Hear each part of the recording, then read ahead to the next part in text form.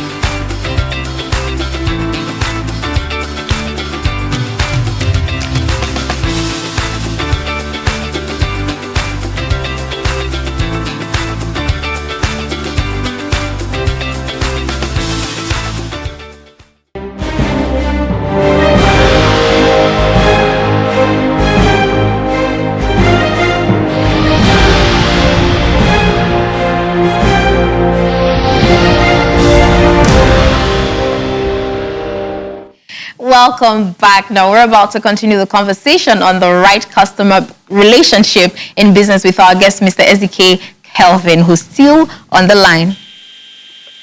Okay. Yes, thank you very much. Hello? Yeah. Yeah, hello. Okay, thank you very much. So, Modupe, we're talking about... Yes, I was talking about how... Mr. Ezike, can you hear me? Yes. Okay, so I was talking about how an employer can handle disputes between a customer and an employee. Okay, because Yes. how an employer can take dispute between A customer and an employee, yes. Okay. Okay, first of all, business, we can't believe the customer that is always right. Okay. You understand? So, as an employer, I try not to belittle my employee at the same time when I try to make the customer happy. Yeah, so what I usually do in this case of dispute, sometimes I come into, settle the dispute. If I find out, how do you listen to the issue? If I find out the customer is at fault, what I do is I don't try to scold the customer. I try to use some very business process words, to also let the customer know that, it's not like this, so, yes, I don't try to bring them outside it. That's the basic. Sometimes after the dispute, if my employer, if my employees are fault, sometimes I give the customer some gifts, to make them happy, and give her discounts on what she's buying. These are some of the ways we try to, settle those disputes. The one thing you can do is to make the customer feel guilty, even though she is guilty. Yeah, so you also find a way of settling the both of them with your employee. If your employee is at fault, what I usually do is that you don't feel try to, I saw it then to relate the customer for me and let the customer feel very important. That will increase her echo and she wants to come back. Okay. Okay. All right. Yes. All right. Yes. These are some ways. Okay, so tell us, what are the benefits of having a good customer relationship in business? What are the advantages of that? Okay, the right customer relation start, it helps you give more returning customers. You get a lot of referrals from dissatisfied customers and even more. If you treat a customer, very well, customer is very happy, that customer tends to become very loyal to your brand. Thereby, they keep coming back and also spreading the word to their friends, families, and colleagues. And this will bring in both new customers automatically and increase their revenue. Okay. So it's very, very important. It's very important, that you keep your customers happy in business. So they have lots of benefits. Okay.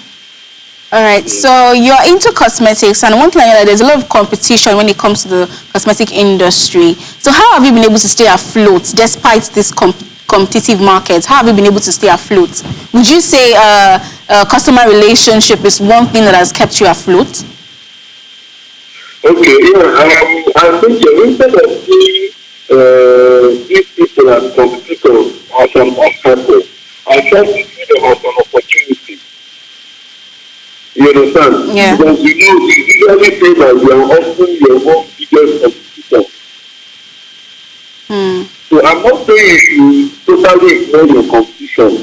But what I'm saying that the biggest battle happens in the full world of your own company. Most upcoming organizations don't lose to competition. But because they lose the will to sell. So when you are in business, you have to see your fellow competitors. See that business is how do I put it? It's like not the one now. It's a concept. And you also have to see yourself above every other person. That way you see an edge. And you also invite that kind of knowledge or confidence to employees. Do you understand what I'm saying? Yes. So in essence, you are your own biggest strength. To gain recognition, you need to leverage on your things, your good talent, and build a business, that wouldn't mind the biggest of all competitors. Okay. Yes. Even if other organizations in your industry attempt to undercut your prices and see your customers, you always have to think positively and ways that can help your upcoming organization grow. Okay. I actually love to fight. Computers keep you on your toes. You try to make your mission stand out and be leading your services with the need of expertise. So if there are no competition, you feel that change is scenario because no one is challenging you. But when you know someone is always trying to like that, it makes them know your toes. You try to bring out new ideas that make you stand out and lead the path. So that's a very good situation. Okay, so Mr. Ezike, what are the effects of having a bad customer relationship in any business? Okay, some of the effects of the bad customer relations at organizations, customers will not tell you that they have a bad experience with your business. But they will tell their friends, family, co-workers, and other colleagues. So customers are the foundation of any business. If they are not treated well, the business can not, for any reason, stand the test of time. If a business becomes known for bad customer service, it leads to customers leaving your business or your products, your services You understand? And you potentially lose your loss. Alright. So I think the basic one powerful form of advertising is the word of mouth.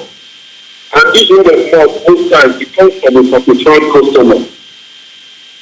Okay. Your prospective customers will avoid your business when they are first time from the customer about how bad your organization are.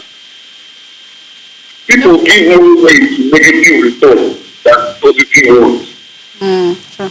So your company reputation tends to suffer. Thank All you. right. Thank you so much, Mr. Ezike, for all you've told us today. Yes, thank you for joining us.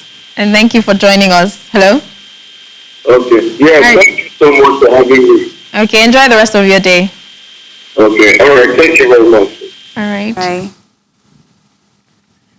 Okay, that was interesting. Very interesting. Takes One us- thing he kept on talking about is the fact that customers are always right. Yes. And you just have to satisfy your right. customers if you want them to actually come back. Yes. And he also mentioned that even if a customer is wrong, you don't have to, make the customer, belittle the customer and feel like he's done such a. Yes. It takes us back to what we were saying in the beginning Yeah. that like he said, the effect of having bad customer relationship. Your business can almost not survive without good customer relationship. Yes. So we're going to continue talking about Definitely. this more with another guest of ours today. Yes. But before then, let's take a look at our tea or coffee nugget. Stay tuned, and we'll be right back.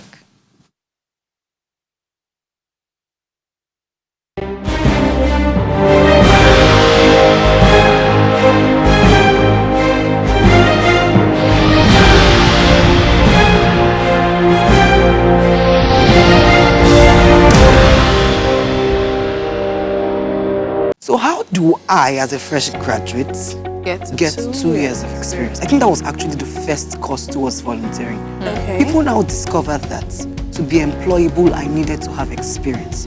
And nobody would want to pay a student. So for me to actually get those kind of experience, I have to be able to do it for free. That's where the word volunteering came in, to actually build some quality level of experience. How can we classify what volunteering is? What counts as volunteering? What doesn't count? All right, thank you very much. Well, what counts as volunteering for me is the course. Okay, you sitting down in your mom's shop, you're performing family duty. So what exactly are you going there to do? And trust me, any volunteering job you're doing that is not creating a positive impact to a problem in Nigeria, you're actually not volunteering. It must be towards a worthy cause that meets a societal need. Resource, your time, your energy, your hard-earned money, you do a lot of stuff. And maybe the person organizing the charity event doesn't actually see that back. There's this sense of fulfillment that comes when somebody says, thank you for doing this.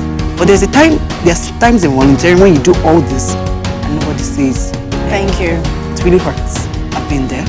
But then it now takes you to your why. Why exactly am I doing this? What is my motive? Because I had a bad experience today doesn't mean I'll quit.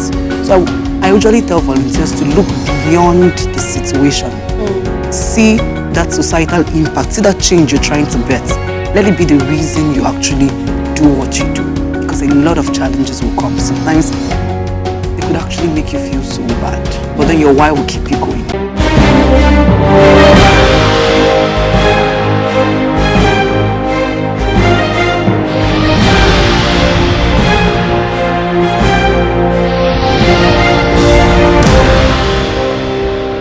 Thanks for staying with us. We just watched the nugget on volunteering, and I must say that I learned a lot that day because it's quite important that even as individuals, volunteering should be a part of us, something that people should engage in. She talked about the benefits of volunteering, and I was actually wowed that day. And she talked about how even when it comes to getting international recognition, sometimes once they see this volunteering act on your should I say CV now, yes, it helps a lot in helping you get recognized internationally when you're trying to get a job of some sort, So volunteering goes a long way, I must say, and I would say I volunteered I've volunteered like once or twice, and also my experience. It's not about the the why. Yeah, Why the are why. you volunteering? Don't volunteer because you want to get recognized, or because you, thank God, it's even volunteering. There's nothing about money being involved. They're trying to make profits, It's about selflessly giving yourself for a Trying cause. to make an impact. Trying to make an impact, And I know there's quite some platforms where you're able to teach people, you're able to educate them, kids. They're volunteering for kids, teach kids, educate them, volunteering for different courses. And I feel that people should actually tap into it. It's a good thing. As an individual, if you're trying to make society better, I think volunteering should be one thing that you should be interested in. So, and let your reasons be pure.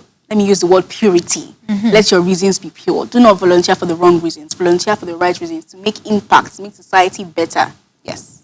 I agree with you. 'Cause I remember when we're in school, I used to hear a lot about volunteering. People would tell you that in order to get to a better place, generally in life, career-wise, and personal development, it is good to indulge in volunteering activities and all of that. And I remember one of my roommates who had a goal to leave school with not less than 10 volunteer certificates.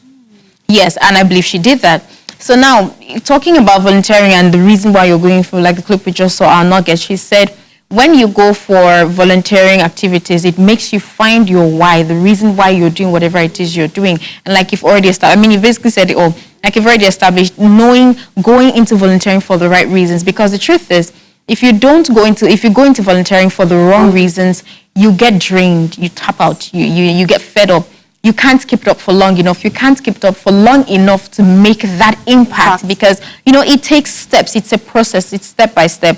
But when you're in it for the right reasons, and like she said, focus on that impact you want to make. Keep seeing that impact. Have that in view. That makes the whole difference. And, it takes step after step after step to get to a point where you have made that impact, and then it begins to pay off. So like you said, go into volunteering for the right reasons. I know for organizations, they call it corporate social responsibility, And I know when they engage in communities around them, probably, I know there was one time Community service, yes, probably fixing the road or creating schools, entrepreneurship seminars and things like that. Or donating for a particular course in a particular school to get books, to get, things that they need, equipment. So it's a really good thing. And that's an example of customer relationship too. Exactly. And we're talking about, because I know that when you have a business and you're in a particular community or society, you have to impact the society that you are in. Yes. You can't just be existing expecting that people will come and patronize you and then you're not giving them something in return. So I think it goes beyond just an individual.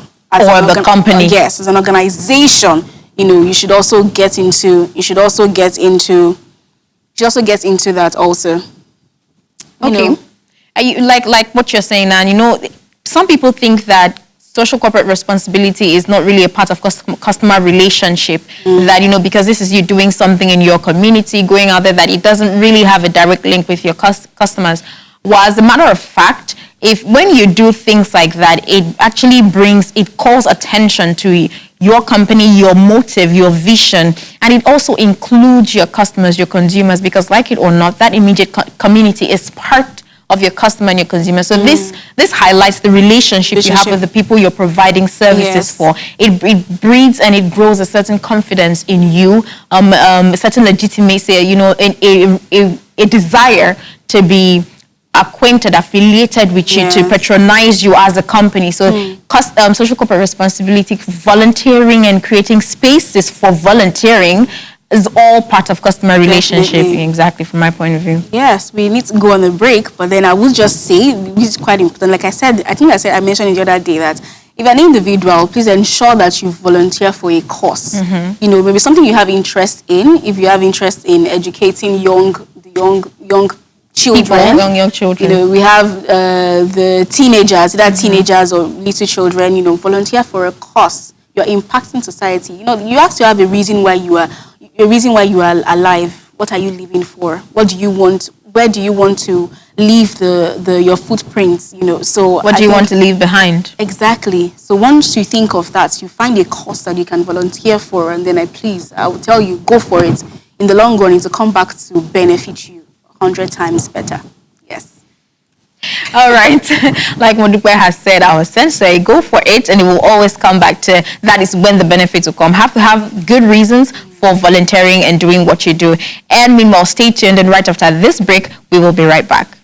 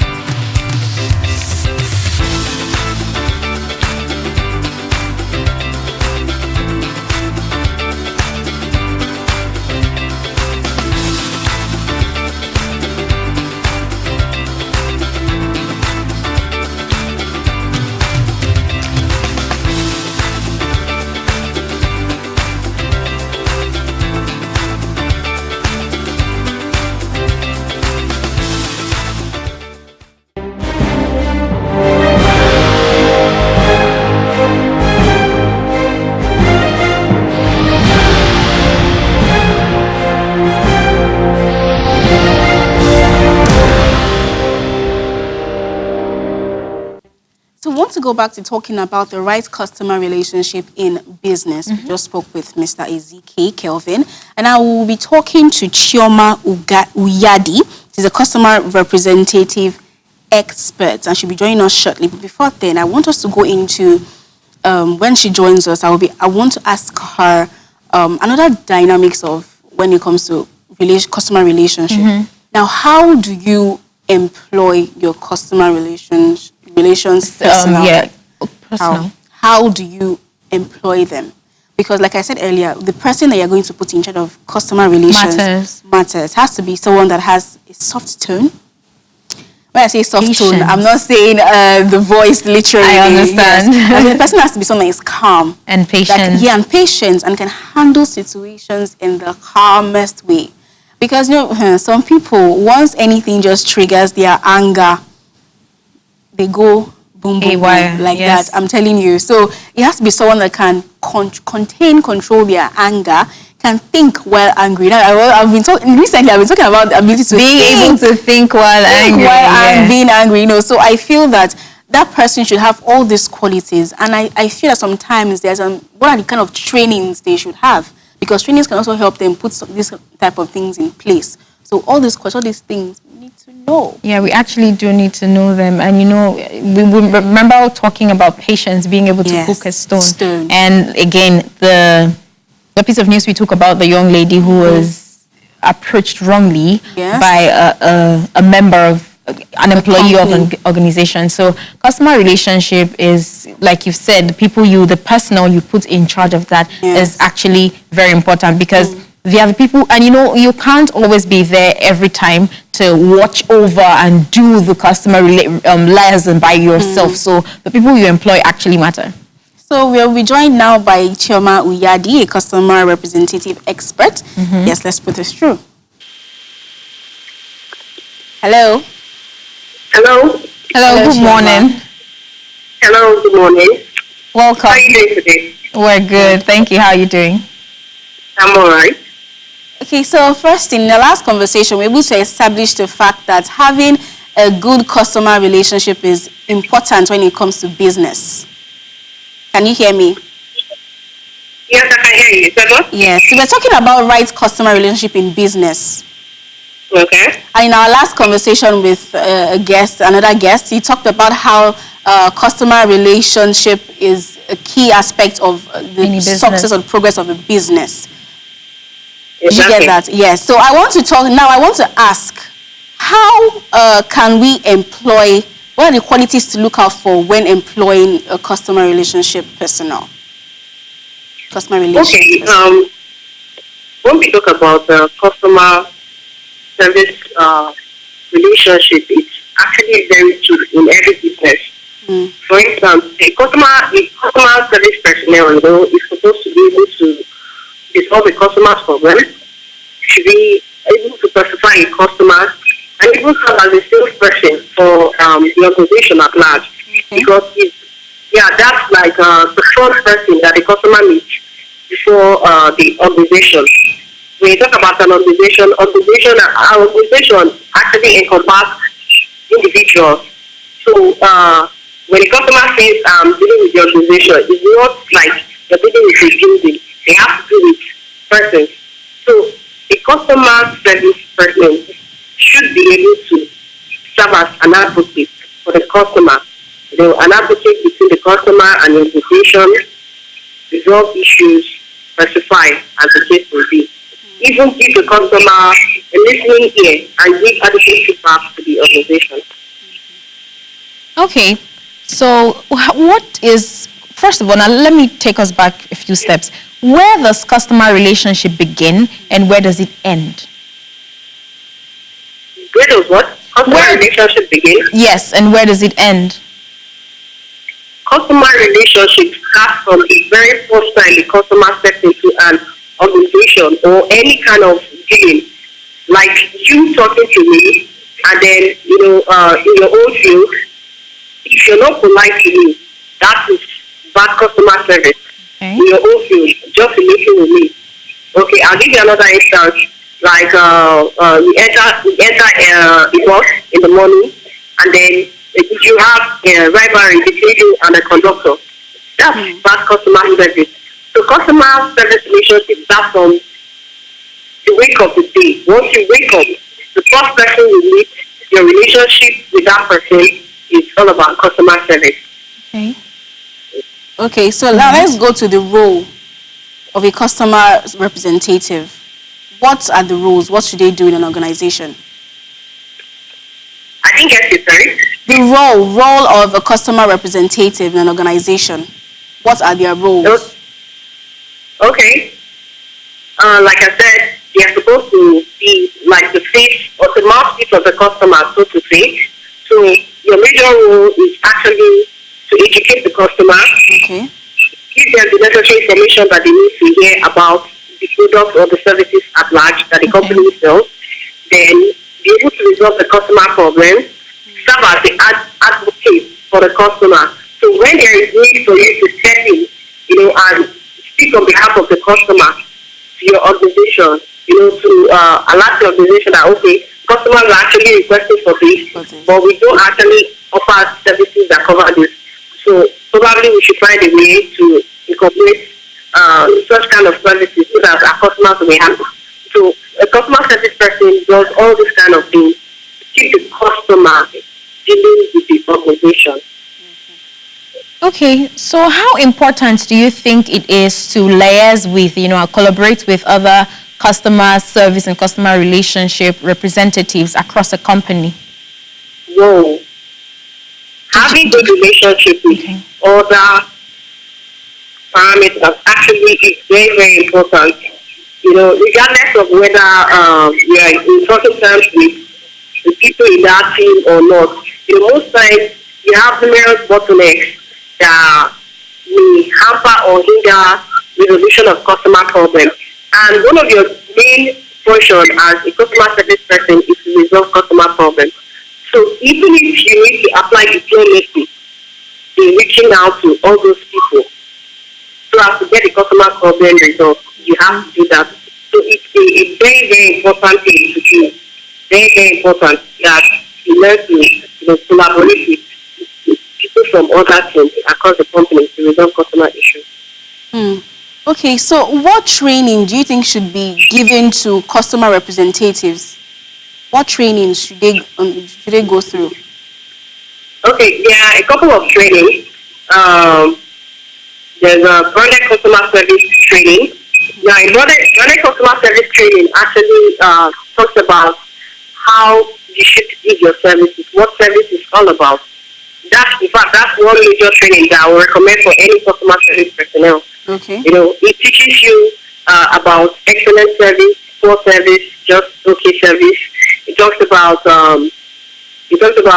expectation and experience. When your expectation, a customer's expectation does not exceed the experience, and when experience exceeds expectation. So you get to learn all these things in branded customer service, how to relate to customers, When a customer is being very nasty to you, what you're supposed to do, as the case may be. So I think that training is one training that I would recommend strongly for any person in the customer service field. Okay. So now, what are the practices? What are good and profitable customer relationship practices that you employ? What? What are the practices to employ for good customer relationship? The practices that we employ for good customer relationship. Yes. Okay. We do a couple of things like giving aside taking down information, like customers complain about their problem. We have the CRM, In the CRM has to do with recording customer information. So when customers complain about the issues that they have, we'll find ways to resolve the issues.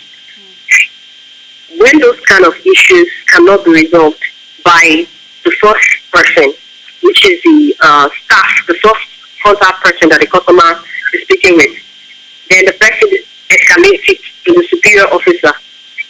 The superior officer takes it to the next level, which is the management staff, to actually find solutions to the problem. Now, when those kind of issues need maybe external approval, the superior staff will give the feedback to the first contact person to actually call the customer and tell the customer, okay, this is actually going to be like the turnaround time. That's the duration that it will last for your problem to be resolved if you exercise patience.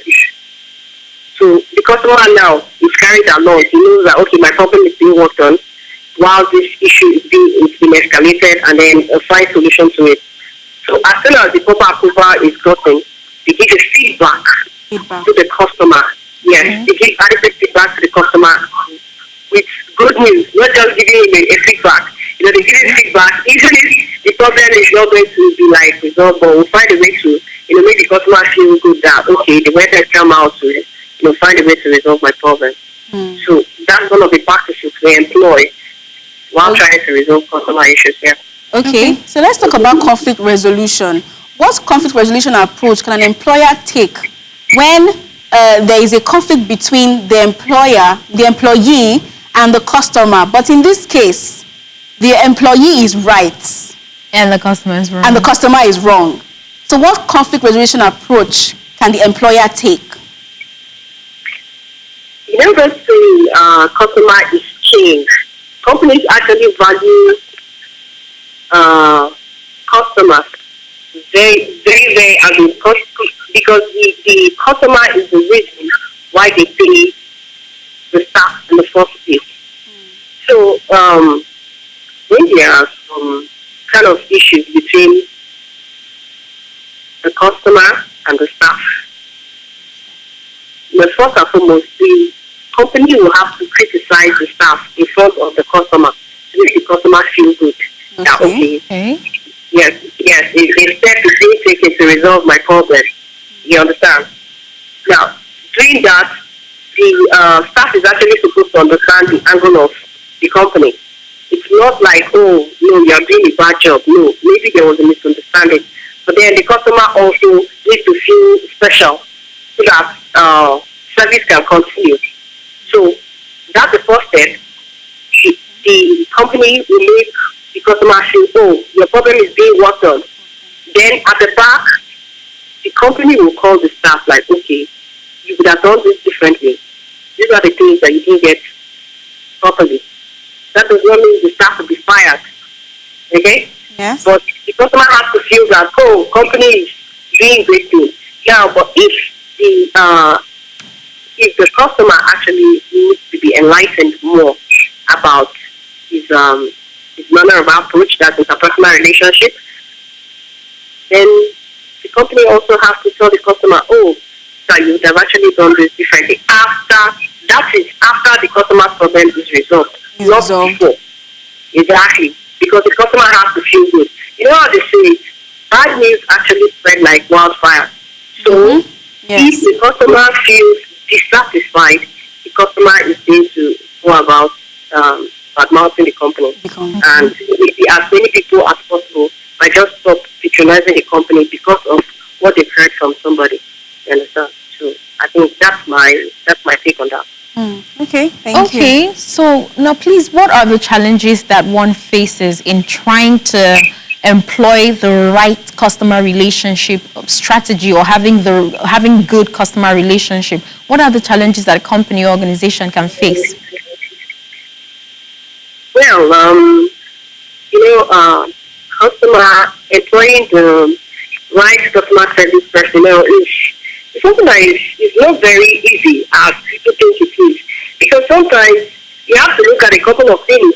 We have people that, lack some things, maybe skills, maybe attitude, and if you do like the research work in a customer service team, you find out that there are three categories of people. People that are not skillful, people that have attitude problems, and people that are not knowledgeable. So now, you look at these three things now, all of them are very important. Because someone that is not skillful, it means you don't know how to do the normal technicalities on the job. Someone that has attitude problems, it's just there to keep lashing out at customers at any slight provocation. Yes. And then someone that is not knowledgeable means that you're not book smart. You don't even know, you don't know what to do and how to resolve issues. So these three important points are very, very key when you're trying to employ customer service person. You have to find a way to, pick people that have at least a little of each of these three. Okay. Exactly. You make the job quite easy. All right. So let's use this to wrap up now. I want you to give a word or two to organizations out there on the right customer relationship in business. What words do you have for them? Well, advice. Okay. I would say, in summary, while trying to employ customer service persons, customer service is key. Like I said, it starts from the wake of the day. So while trying to get customer service personnel on board, you make sure that you consider these three key points that I mentioned. Those that are skillful, those that have good attitude to work, and those that at least they have a little knowledge of what you're talking about. Okay. Because if you pick people that have lapses totally in this area, you're going to see yourself having to train over and over again and probably firing people that you just employed. So I think that's just my take home. Thank you okay, so much. thank you so Chioma much. Oyadi. Thank you. Thank you. All Have right, a lovely thank you day. too. Thank you too. Bye. Yes, so that was Chioma Oyadi, customer representative expert, and she has given us the lowdown. Everything we needed to Very know. important. I talked about the knowledge. Thank God she talked about it. And the trainings, I just knew there was a training or two that they had to go on the go. They had to go through just to ensure that they have the right knowledge of what what's expected of them. Yes, when they are dealing with customers and people that come to the organization. Definitely. I'm glad she has actually given us that rundown. I mean, it's time for us to go and check out the Tea or Coffee Nuggets. So stay tuned. We'll be right back.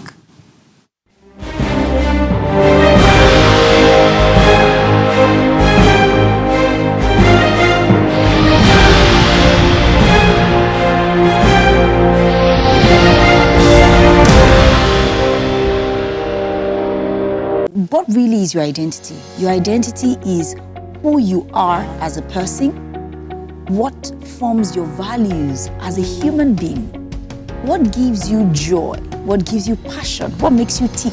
So basically, when you're unable to find out who you are, you just wake up confused and you're not happy with the direction of your life, or you're even wondering, what really am I about? And you're not even aspiring to do anything.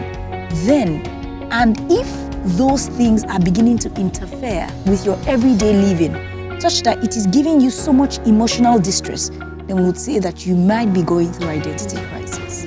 Okay. Now there's a conversation about identity issues, identity crisis. Are they the same thing? Okay, so when we say that an individual has identity issues, in as much as those issues are not interfering with their everyday life, then it's yet to become a crisis. You know, so we could have financial issues, meaning that you could be temporarily broke, but it's not to mean that you are bankrupt. Okay, now I want to believe that there is a positive side to identity crisis. Okay. And there is a point where the negative sides begin to show. And then it begins to affect your mental health. So let's link it. What are the positive sides, the negative sides, and when does it affect your mental health? Let me say clearly that there's actually no positive side to identity crisis. Sure. However, let me tell you what's positive in this. Okay. What's positive in this is that it is normal for you sometimes to question, what am I about? What's my life about? That's a progressively minded person. Erickson is saying that you cannot learn to walk until you've gone through previous stages. Okay. So, resolving issues you could learn how to resolve issues from anywhere. It could either be your own experiences or the experiences of other people. Okay, but it's important that you do not live a stress-free life. Because when the stress now comes, you won't know how to resolve it. So you go through smaller stresses to be able to go through greater stresses. So as you go through smaller stresses, you are developing tenacity and mental resilience to be able to deal with the bigger issue.